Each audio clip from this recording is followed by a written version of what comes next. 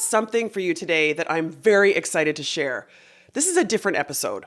You're going to hear a recording of a LinkedIn Live presentation that I hosted recently.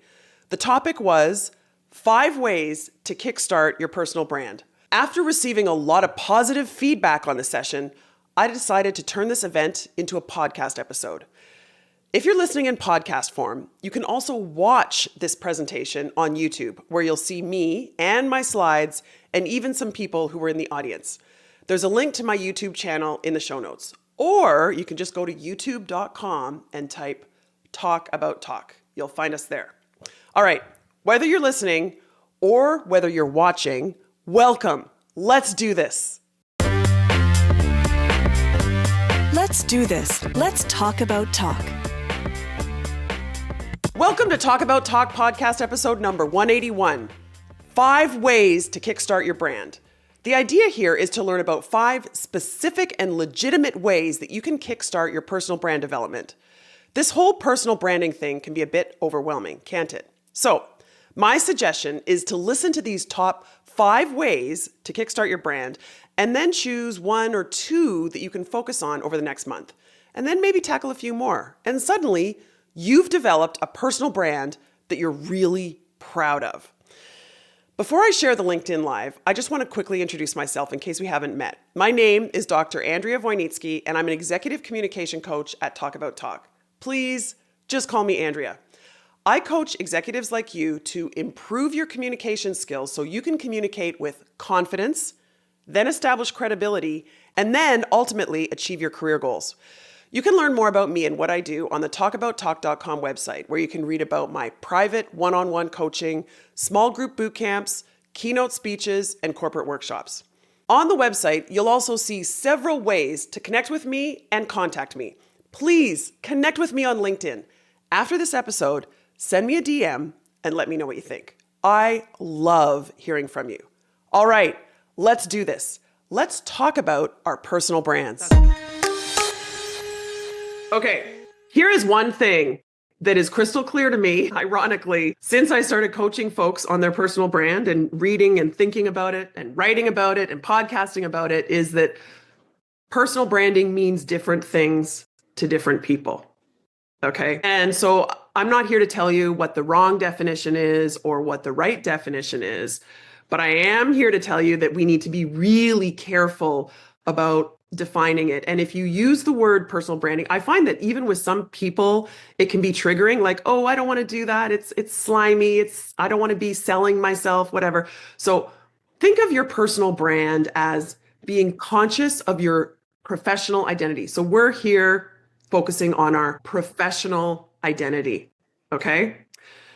I'm going to share with you a couple definitions, one that you've probably heard of and maybe one that you haven't. The one that you may have heard, because almost every single article and book and whatever everything online that I read about personal branding usually starts with this. In the first paragraph or 2, Jeff Bezos famously said, "Your brand is what people say about you when you're not in the room." And I think this for a long time, this was a definition that I really focused on. It's an interesting exercise. I want you to maybe jot this down. Ask yourself, what do people think and say about you when you're not there? And this is something that I ask my clients, especially if they're gunning for a promotion. What is your boss and your boss's boss saying about you when they're talking about who to promote and your name comes up in conversation?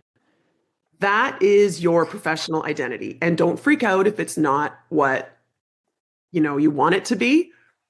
We can obviously build and develop that. That's why we're here. But that is what your personal brand is. It's what people say about you when you're not in the room. So I was going with this definition for a while, but I've done some interviewing and some thinking about this. As I said, I interviewed Seth Godin for a recent podcast episode. And I asked him, I said, Seth, do you think about your brand? I mean, this guy has a pretty strong brand, right?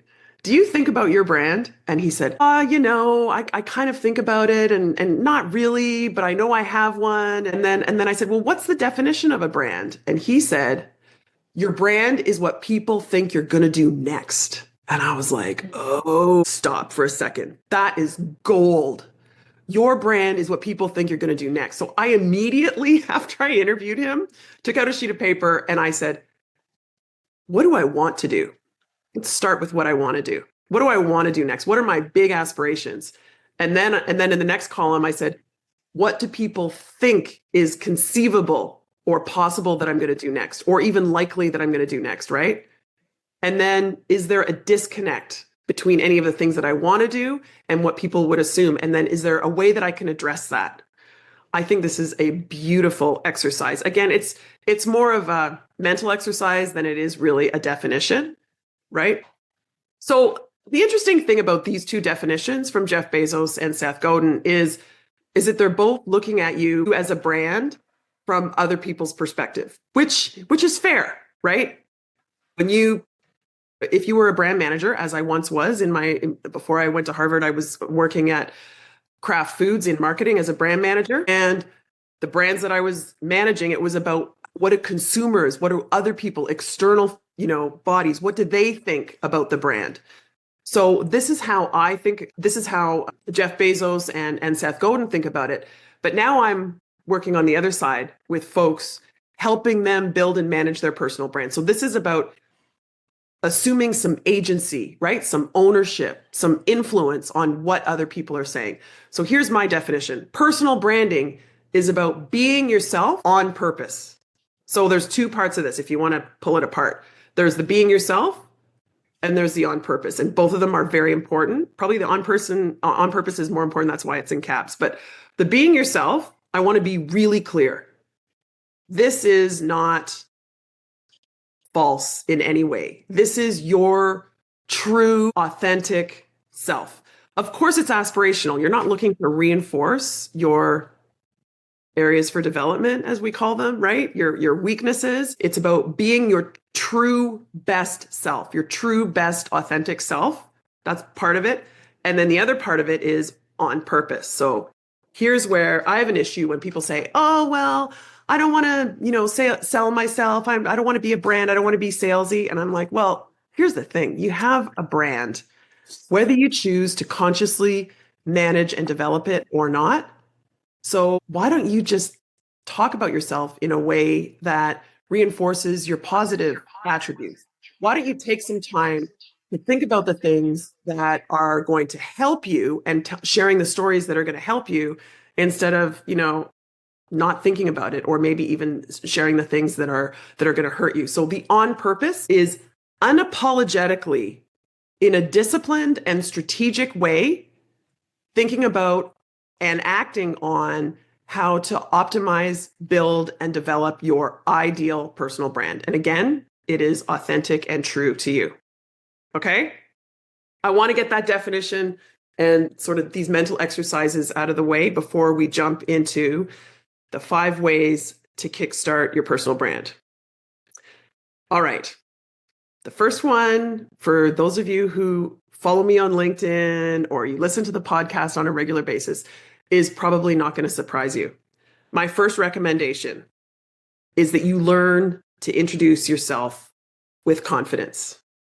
I know from years of coaching folks that the self-introduction is an anxiety-laden context that is very frequent. We're often asked to introduce ourselves, whether it's one-on-one, whether it's online, whether it's in person, whether it's in a group. Let's go around the table or around the screen and introduce ourselves. And I still, when that happens, my mind still goes to the, what do I say? Should I say something personal? How long do I talk? Right? Immediately, now that I've developed this framework, I stop that vicious cycle of anxiety and I say, calm down. Andrea, you have a framework for this, and it works every time. So I created this framework and I wrote it up. I wrote it up and submitted it to Harvard Business School. This was in August 2022. And it was immediately accepted. And I got lots of accolades or impressions on it. And then in 2023, so a year ago, Harvard Business Review announced that it was one of the top 3 most downloaded articles at hbr.org. And I attribute that to a couple things. I attribute that to the fact that what I just said, this is a very common experience. It's also high anxiety experience for most of us. In fact, I would say almost I've never met someone who doesn't say that, yeah, they feel anxious when they're introducing themselves. And also, this framework is so easy to learn, you don't even need to take notes. And I'm going to teach it to you right now, really quickly. For those of you who already know it, this is just a review. Step one is present, as in present tense. So a lot of people make the mistake of starting their self-introduction with the past. It's like they're sharing their autobiography. No. You're doing a self-introduction. Think about your brand, right? That's why we're here. You want to start with who you are and what you do. So start with the present tense. As you do more work on your personal brand, you can elaborate, right? So my name is Dr. Andrea Wojnicki. Please call me Andrea. I'm an executive communication coach at Talk About Talk. You can stop with your name, your title, and where you work. Once you've done the work, you can say, what differentiates me compared to other executive communication coaches? Or what differentiates me compared to other HR managers? Or what differentiates me compared to other podcasters, right? So that's when you can really knock it out of the park in terms of nailing your introduction and reinforcing your personal brand that you want to reinforce. But for now, if this is your first time seeing this, just your name, what you do and where you do it is great. That's present tense. Think present, okay? Then you go back into the past. In a professional context, this is where you establish credibility. So in the past, I taught at the University of Toronto, right? I know at least one artist here. You could say, in the past, I taught at this art school, or I earned, you could share your degrees, you could share your credentials, you could share awards that you've won, you could share publications, right? Depending on the context. So again, this is the beauty of this framework. Depending on who you're talking to and the context, and even taking the cue from other people in terms of how long they're talking, you can decide, am I going to share one or two or three things? But in a professional context, this step two, past, focus on establishing credibility. Okay, so what three things are most relevant to that context? The third step is the step that most people forget. So if we just, informally went around before I taught you this framework, most people would start with past and then they'd go to present and then that's it, right? The future tense is the icing on the cake. Here's why. Research shows that when you demonstrate enthusiasm, things will turn out your way. I learned this from a negotiations expert that I interviewed for my podcast named Dr. Tatiana Astray. And she told me that in negotiations contexts, and her research showed this, and there's a whole body of literature here that shows this, that things are more likely to turn out your way. She actually had the specific insight that people are more likely to want to negotiate with you in the future if you demonstrate enthusiasm, positive enthusiasm during the negotiation. And I was like, life is basically a series of negotiations. So if I just upped my enthusiasm, things are going to go my way, right? People are going to want to talk to me, whatever it is that my goal is. So in this step three of your self-introduction, and this didn't end up in the Harvard Business Review article, but I'm going to add it to you here. End your self-introduction with a positive statement of enthusiasm about the future, specifically with the person or people that you're introducing yourself to. So you may have noticed when I introduced myself at the beginning of this session, I said, and I'm really in my happy place and I'm really excited to share with you 5 ways to kickstart your personal brand in 2025, right? So it could be as simple as that. If you're in a job interview, you finish your present, past, and then you say, I'm really excited to learn more about this position because I think I might be a great fit. Or if you're in a meeting where you're meeting a new team, where you're working on a new project together, you could say, I'm really looking forward to getting to know all of you better and knocking this project out of the park, right? And then what you've done is you've demonstrated enthusiasm yourself. You're also elegantly handing it on to the next person because then they'll know your introduction is done, okay? So the first way to kickstart your personal brand in 2025 is to start introducing yourself with confidence in any context, professional, even personal. You could introduce yourself to a new neighbor. Hi, my name is Andrea. I live right next door.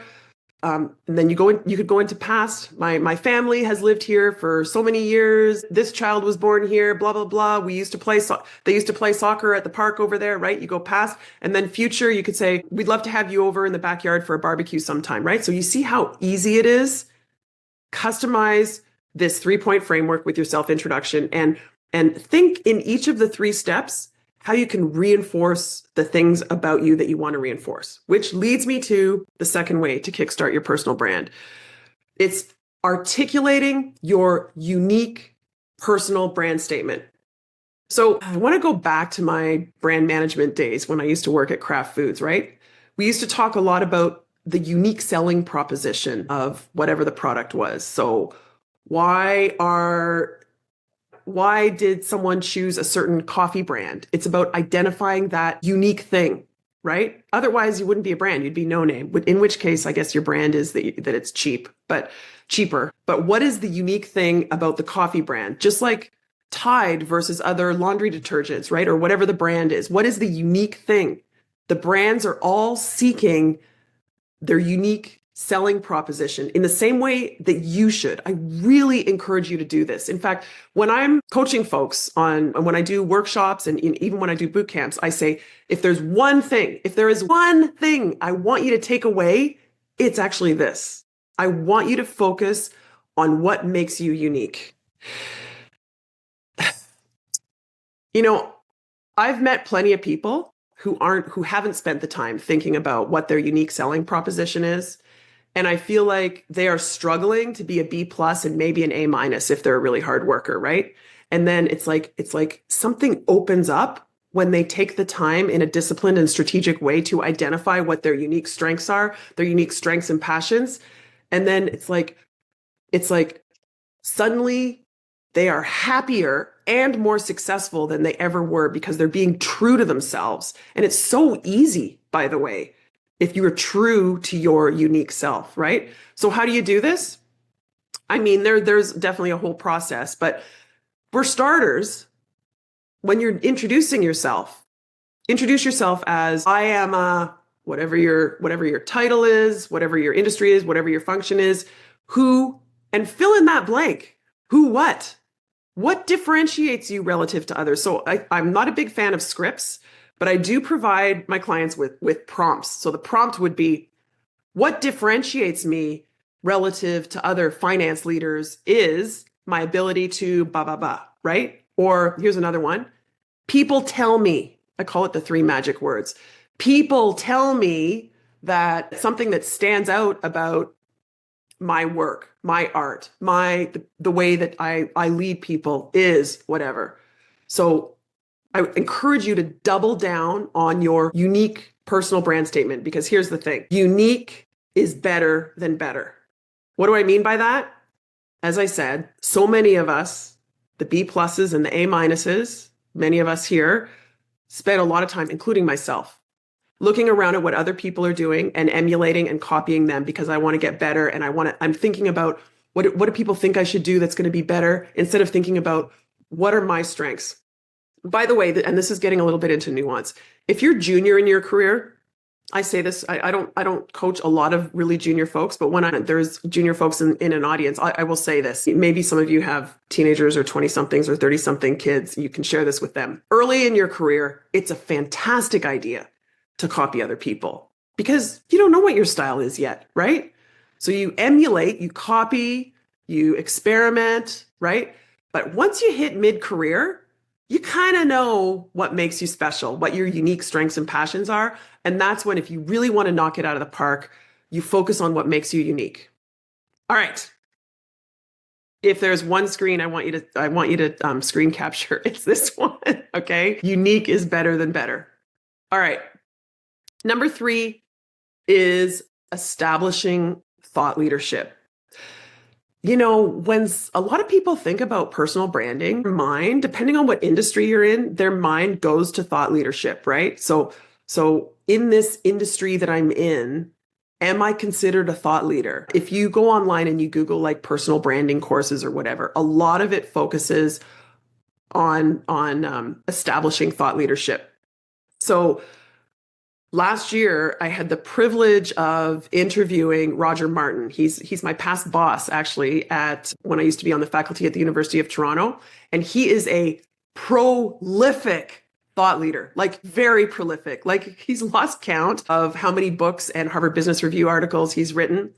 And he has a lot of interesting things to say. So if you're interested in developing your thought leadership, I strongly recommend that you listen to Talk About Talk podcast episode number 150. He started out by saying something when I asked him, I think the first question, I can't remember. I think the first question that I asked him in the episode was, to be a leader, do you have to be a thought leader? And he was like, yeah, you do.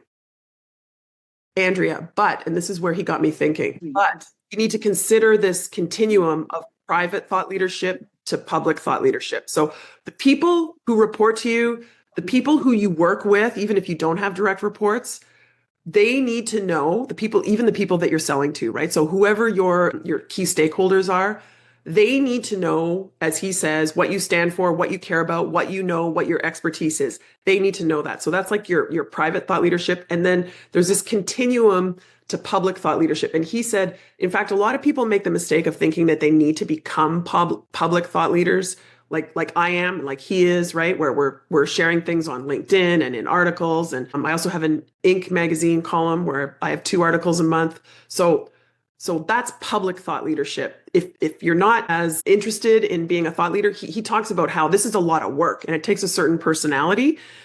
Still, if you want to be a leader, think about being a private thought leader. So as I said before, with the stakeholders who are relevant for you, what is the area that you are going to be an expert on? So there's really, when I coach people on this, there's really 2 things. One is defining what the topic is. So ask yourself these kinds of questions. If I was going to write a book, what would the book be about? You don't need to know everything, right? But it's a topic that you're so interested in that you have something to say and you're probably keen to do more research. If I was going to give a TED talk, what would it be about? That's a great thought leadership topic for you, right? It could be your industry. It could be your function. It could be something about people leadership. It could be something that's going on in our culture. My husband and I have a friend who is a PhD in engineering at Procter & Gamble, and he has been working in their manufacturing department for decades. And his thought leadership in the organization is around sustainability. And he, independent in his job and outside of his job, he does a ton of research on improving sustainability and the environmental factors, right? He's even gone to Washington to do lobbying and everything. So it doesn't have to be necessarily your function or your industry. It could be some specific element. And the other thing about the topic is it can change over time. So don't freak out. Like, I don't know what my topic is. Just what do you care about, right? What are you interested in?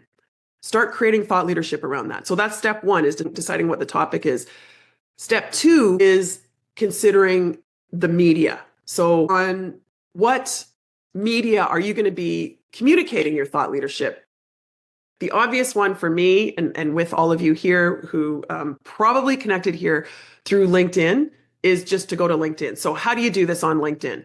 Let's do this in baby steps. First, when you go through your feed and you see something interesting, especially if you have an opinion on it, instead of just liking it or putting the little idea light bulb, why not make a comment like, I agree with this because, or I agree with this and I would add, right? Or even asking a question.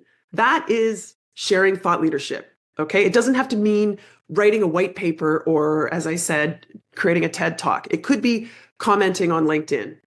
It could be, you want to go to the next level? Reposting someone else's post. So that same post where you commented, why don't you repost it for the people that follow you and say, interesting post here. I would add this, that they listed, 5 ways to kickstart your personal brand. My favorite one was number 3, establishing thought leadership, right? You see what I did there? So you can repost someone else's post with an opinion. Don't repost without an opinion, please. Repost with some comments. You can also, if you read an article, start subscribing to Inc. magazine, where I'm an author, or to Fast Company, or Harvard Business Review, or Forbes, or whatever it is. And when an article comes up that intrigues you, that you have an opinion about, post it and say, this is a great article because, or, this article about 5 ways to kickstart your personal brand is great. And my favorite one is this one. You see what I'm doing? It's like, it doesn't have to be you creating something from a blank page. If you do want to create something from a blank page, you could write an article. You could write an article in LinkedIn and publish it as an article. By the way, apparently LinkedIn is pushing these, so you're probably going to get a lot of traction. You could write an article for one of the other publications or some other publication that's relevant for your industry. But beyond LinkedIn, sharing thought leadership can even be mentoring, formally and informally. It could be doing formal training for folks. And of course, it could include things like keynote speeches. So I want you to think about your thought leadership in three ways. One is the continuum of private to public. One is choosing your topic, knowing that you can and probably should change it over time. And the third thing is deciding what media or medium you're going to communicate your thought leadership through. Okay, we're over halfway through here. The fourth way to kickstart your personal brand in 2025 is to optimize your digital footprint. You know what I'm going to say here. You've got to Google yourself. Other people are. And yes, it's frightening. I force myself to do it every now and then. You want to open an incognito window. If you don't know how to do that, you can search how to do that. But you want to open an incognito window, or even try this on someone else's phone or device. Ask your kid or your spouse or whoever, someone at work, for their phone, and Google yourself and see what comes up, especially on the first page. But go through it. You need to know what is out there. So you want to optimize your digital footprint. We talked about identifying your unique selling proposition. Are the things that are out there consistent with your unique selling proposition? The number one easiest way to optimize your digital footprint in a professional context is LinkedIn. They hand it to you on a silver platter. So think about it. Your profile page on LinkedIn is free online real estate that you control. These people that keep their LinkedIn profiles private, I'm like, why? Why would you keep it private? You are controlling what's on your profile, right? So make sure you've got a great headshot. We'll talk about that in a second. You want to make sure that people recognize you. You want to have a great headshot. You want to have a nice banner image. Your headline should be more than just your title and your employer, right? List your industry, list your function, list your superpowers, list your unique selling proposition, right? And make sure that everything's optimized. And like I said, they hand it to you on a silver platter. If you go to LinkedIn when we're done here, they have suggestions. Like, here are the top 5 suggestions for things that you should fill in. So start with LinkedIn. And the thing is, the more you're on LinkedIn, the higher up, if you search yourself, hopefully this page that you've created that you control is what's going to show up when you Google yourself. Make sure you have updated headshots. I know a lot of people stress out about this because I hear it from my clients all the time. You don't need to have a professional photo shoot.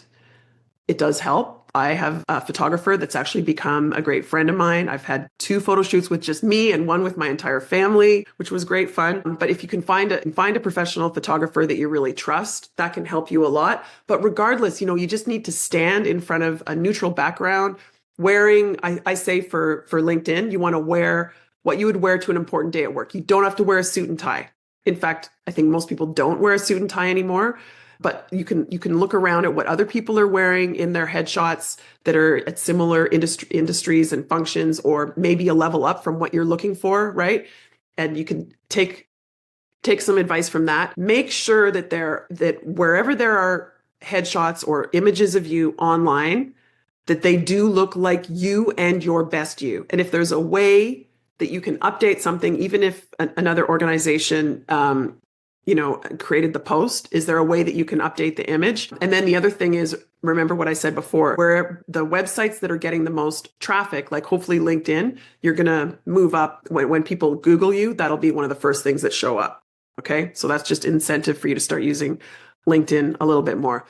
The last thing I want to say here is, I guess really from my days as a brand manager, you really want to be consistent. If there's one shot of you that looks like your best you, that exemplifies your personal brand, you know what? There's nothing wrong with using it everywhere. Even myself, I get caught up in people have already seen that, or they're going to get bored. You know what, Andrea, people don't think about you that much. So being consistent is really key. So you can probably, this consistent theme reminds me of also, you may have an element of your style that you want to reinforce. So for me, it's the color turquoise.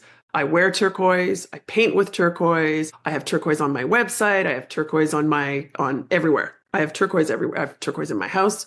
As you can see, I have turquoise on my PowerPoint slides. So being consistent is the name of the game. A lot of folks, as I said, if you Google how to develop my personal brand, thought leadership is one thing that comes up. Another thing that comes up is, what is your visual identity? Okay. And this is what I'm talking about here in terms of being consistent. You want people to go, oh, that's that same person who did that, right? So it's not like you want people to meet you again, like freshly every single time they see you online. You want them to recognize you. So whatever you can do to cue them that it's the same person is going to help you. All right. That's 4 out of 5.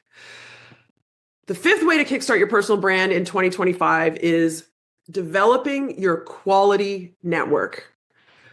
I want to reinforce here that I'm talking about quality, not quantity. I put that word in there for a reason. I know that a lot of people think about developing your network as like getting more followers on LinkedIn. By the way, we are talking about online and in person here in terms of your network. Both are extremely important.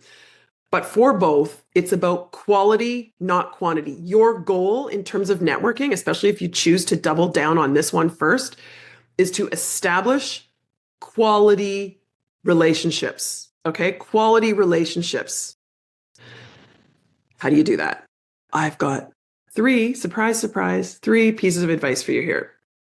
First and foremost, be generous. Now, I think I knew this, but I really learned this. It was really reinforced by my friend Sharon Ma-Jin, who's an executive recruiter who I work with quite a bit.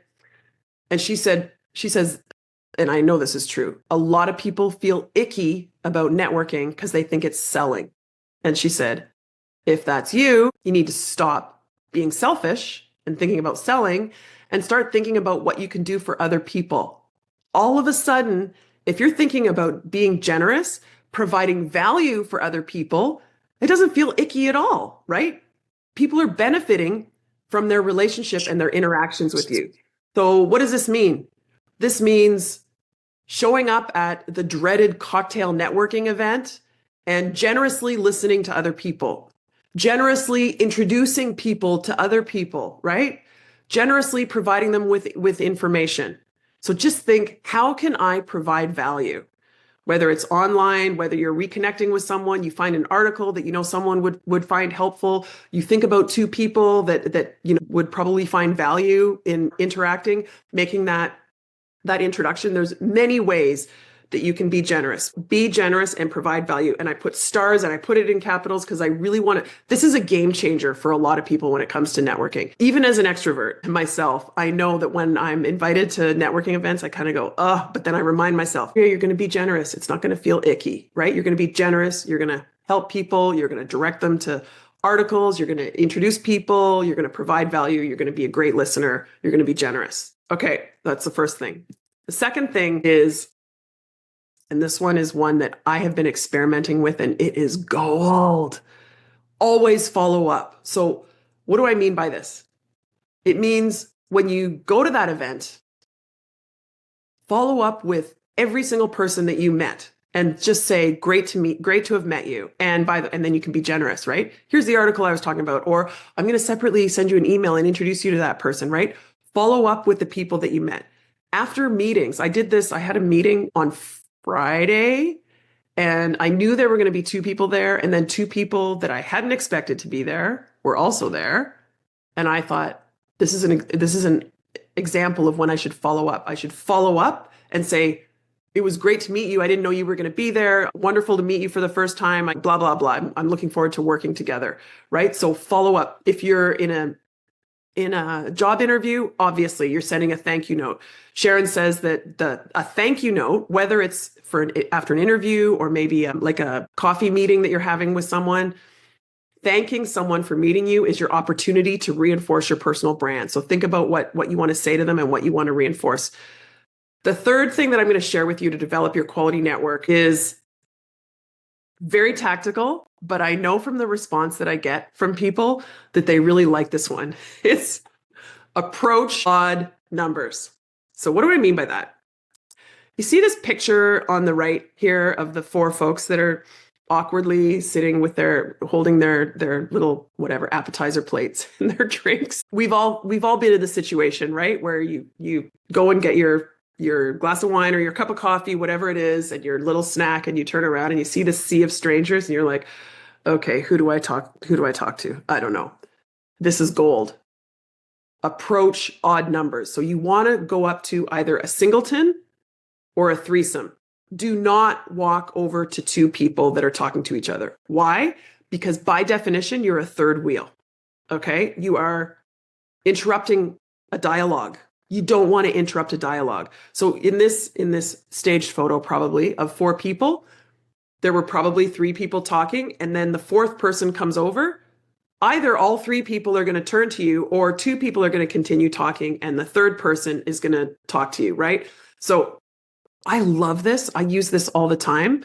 It's actually magic. Part of what helps us build our confidence is just having frameworks instead of being like, oh, who should I talk to? Who's the victim going to be? Looking around, kind of doing the cringe.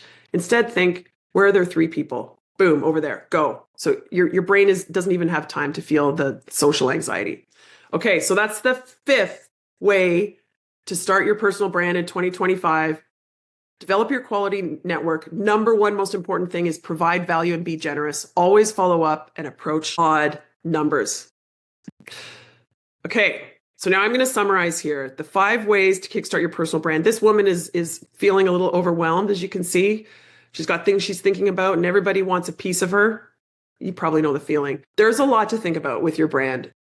I hope that you, if you don't already use the self-introduction framework, that you're going to practice introducing yourself with confidence, present, past, future, articulating your unique personal brand statement. So taking the time to think about 1, 2, or 3 things that differentiate you compared to other people that have your same job.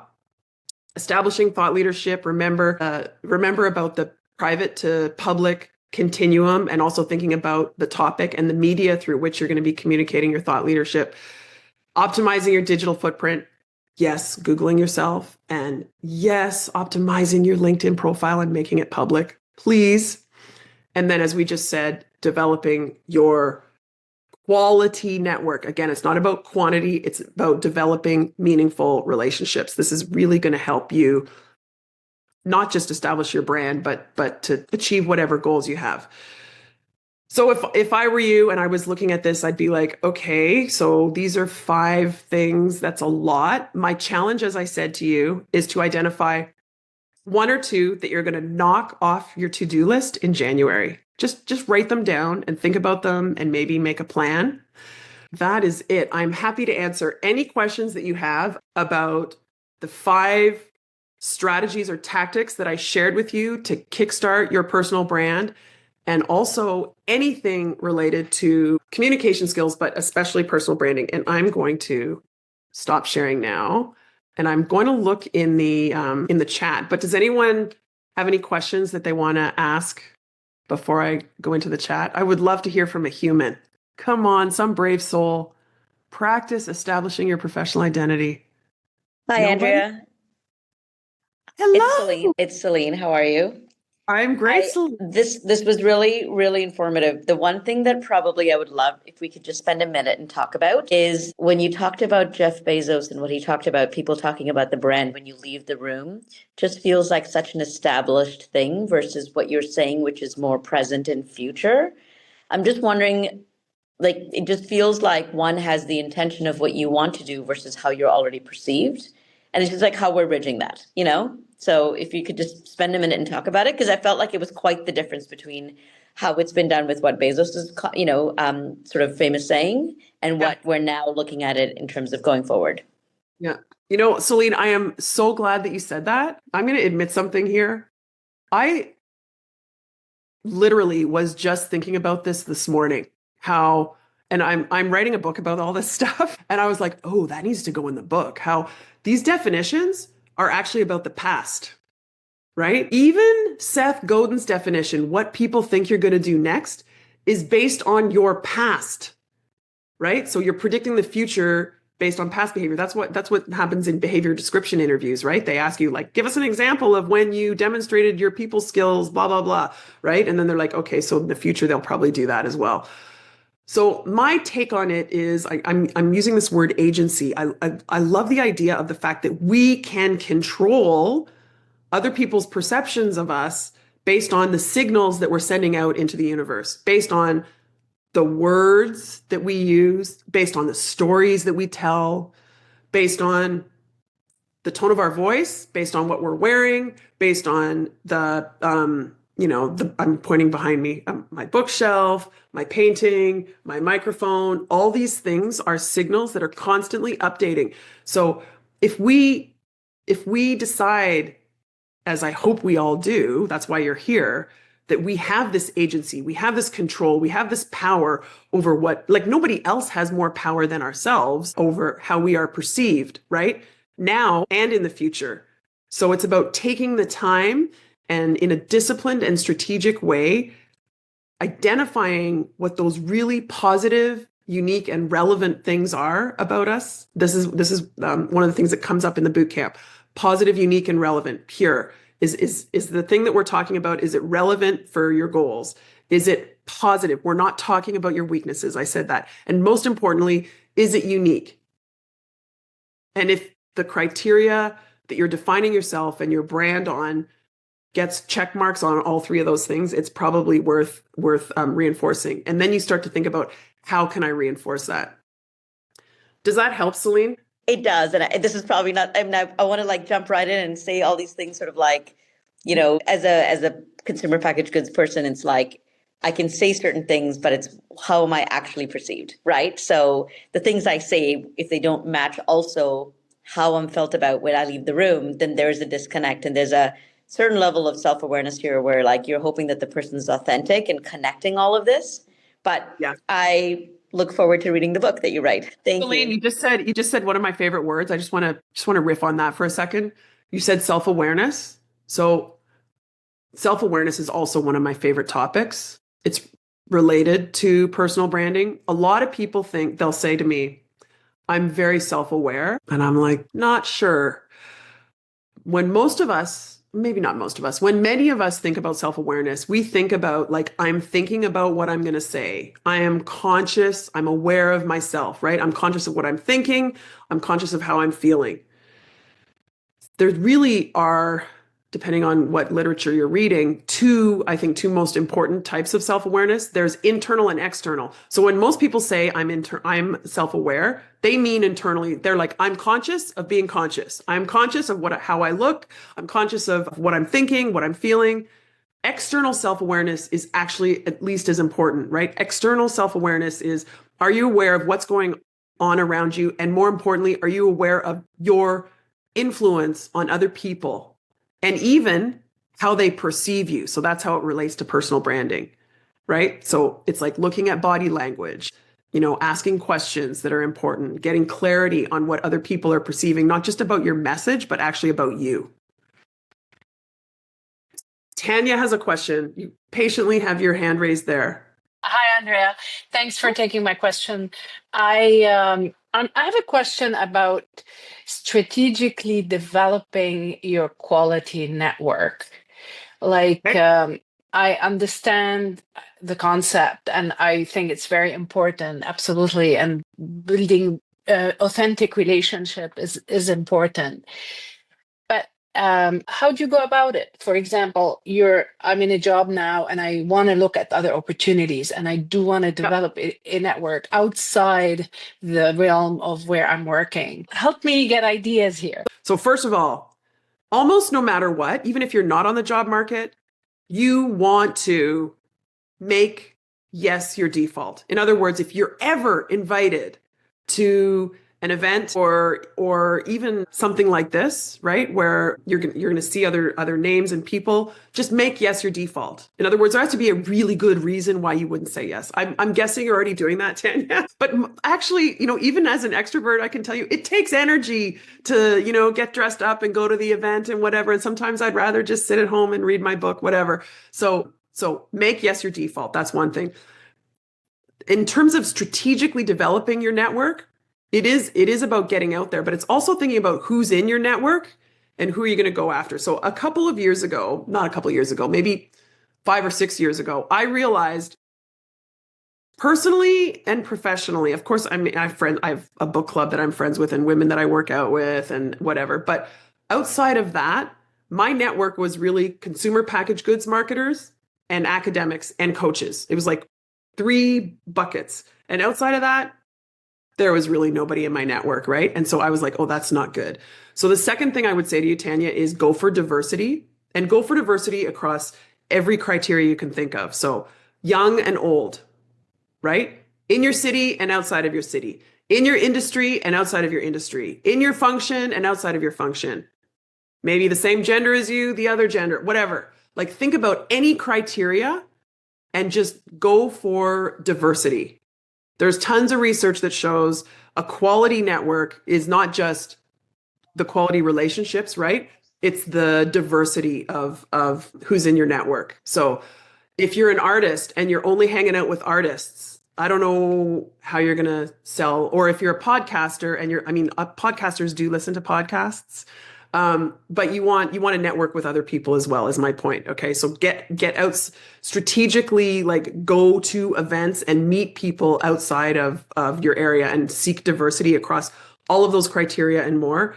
And if you are in an organization, this is the other part of strategic networking, especially if you're working at a big company, you want to make sure that you have mentors. I say that with an S in brackets, at least one mentor, inside or outside of your organization, that you can be really open and honest with. You also want to make sure that ideally you have a sponsor. There's tons of research that shows that the people that are being pulled up in their organization have someone who's a level or 2 or 3 ahead of them, who they share their best work with. You're providing them with evidence who's going to help you get promoted. I love talking about strategic networking, as you can probably tell. I hope that helps, Tanya. All right, if that's it, I want to say thank you so much. I hope that you are inspired with at least one of the 5 ways to kickstart your personal brand in 2025. If you have any questions, I'm happy to answer them. You can email me. I'm at Andrea@talkabouttalk.com. Again, super easy to remember. I hope to see all of you on LinkedIn. And if you, like I said, if you have any questions, you can email me or you can also DM me on LinkedIn. Talk soon.